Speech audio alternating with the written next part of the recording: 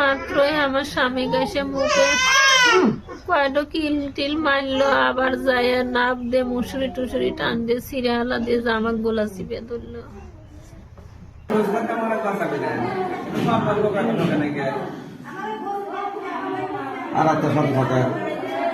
দুজন শুছি, স্বামী স্ত্রী দুজনই বাসায় থাকে, আর ছেলে মেয়েরা কেউ থাকে না।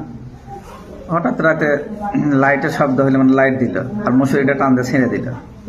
ওই শব্দতে আমরা জায়গা পাইছি, জায়গা পাওয়ার সাথে দেখি মানুষ ঘরের মধ্যে। ওই তো সিটকে ওরা অমনি যায়, সেটা আমার ল্যাপ দিয়ে চেপে ধরে হাত পা বান্ধে মুখ বান্ধে ল্যাপ দিয়ে ঢেকে রেখে দুইজন ধরে রেখেছে আমার রেখে আমাদের কাছে চাবি চাইল।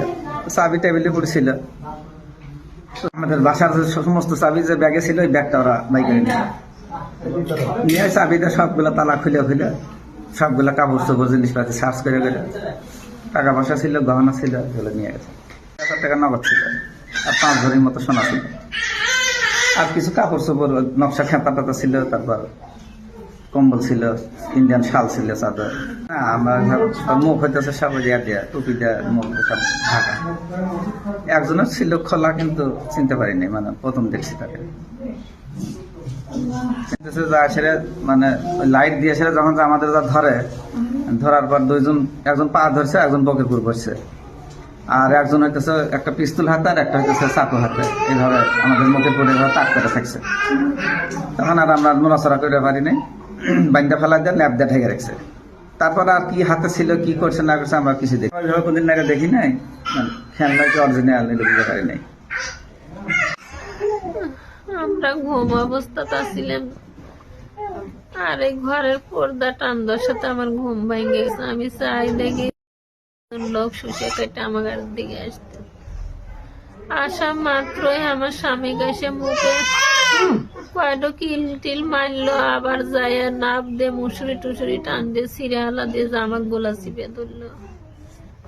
তারপরে থেকে 3 জায়গায় বান্ধন দিছে আমার হাতে, পায়ে আর মুখে। আমার স্বামী কোথায় করছে, তারপরে বললো যে তোমার সোনা দানা টাকা পয়সা আছে। আমরা বললাম সব ওই বাক্সটা আছে, যা থাকে নিয়ে যাও, আমার জান্ড ভিক্ষে দিয়ে দাও।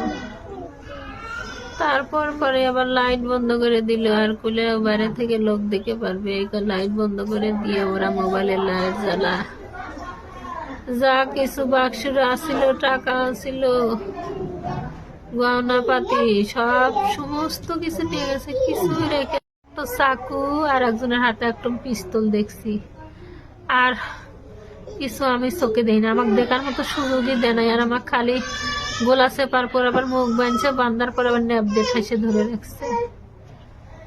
আমি তো মরে গেছিলাম, আমার কোনো হুঁশ।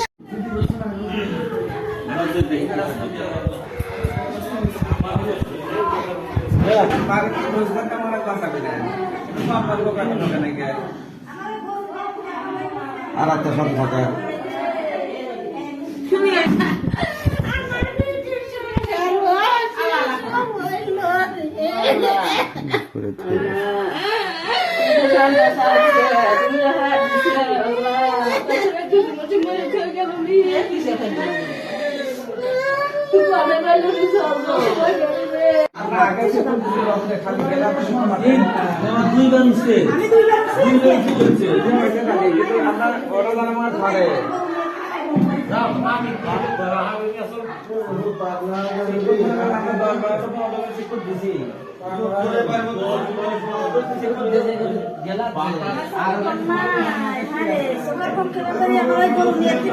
ভাই